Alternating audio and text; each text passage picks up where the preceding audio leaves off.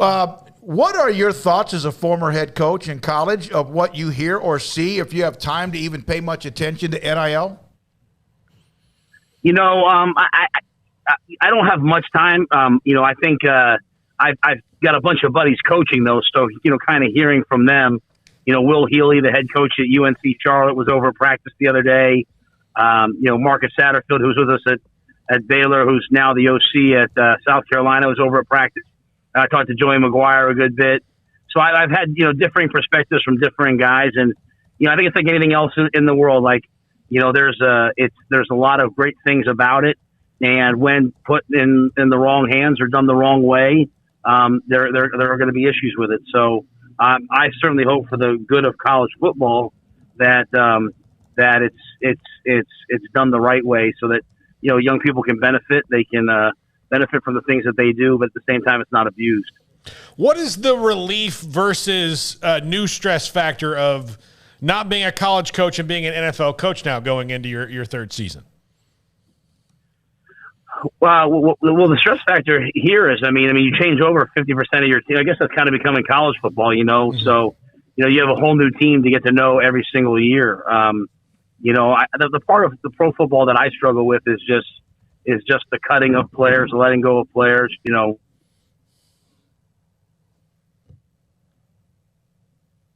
because of the business aspect of the game. Sometimes that guy is gone, in a moment's notice. And so that part's really hard, for a guy like me that loves the relationships and that part of the game.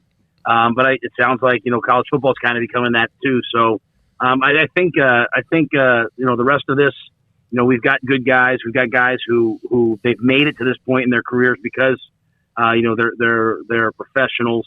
I don't deal with many problems. I've got a great team full, and a great roster full of guys. Well, Coach, it's good to hear your voice. I remember, hearing you early on in your Baylor tenure talking about, we're going to get guys in this program. We're going to, make them good young men on and off the field, and we're going to eventually send some guys to the pros. And just a few weeks ago, Baylor football set a record for number of draft picks with 6. And these guys very well: Jalen Petrie, Tyquan Thornton, J.T. Woods, Terrell Bernard, Treston Ebner, Kalen Barnes, who, of course, you drafted to the Panthers in the later rounds. What was it like for you? I know you were very busy, but what was it like to see those young men's dreams come true? Well, first of all, for them, I was excited. I had a chance to call or FaceTime. In fact, I called Tyquan not soon thereafter he got drafted, and then I was on the phone with Coach Belichick when he called back because we were executing a trade, and it was either Coach Belichick for the trade or Tyquan, and I chose Coach Belichick, unfortunately, for my my chance to talk to Tyquan. But I was so happy and proud of those guys, and I think the one thing though that I did say when I first got there was, it's not really about how many guys get drafted; it's about how many guys last 3, 4, 5, 6, 7 years, and you hope that the things that they learned when we were there, certainly the things that they've learned under Coach Aranda and his staff, you hope that these guys know what it means to be a true professional. And we can see that in Kalen already. We have John Lovett here as an undrafted free agent. You can see that in him.